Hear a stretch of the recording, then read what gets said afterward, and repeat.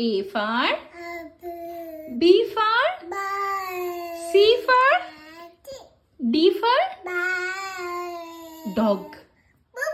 Bobo. E for elephant ఎట్లా చేస్తారు? F for fish ఎట్లా అంటది?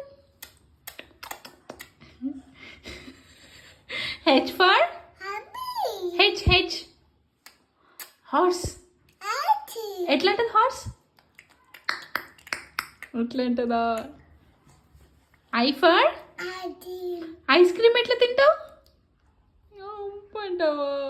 J for జోకర్ అట్లా నవ్వుతాడా? ఎట్లా నవ్వుతాడు? K for కైటా ఎట్లా ఎగరేస్తావు కైట్?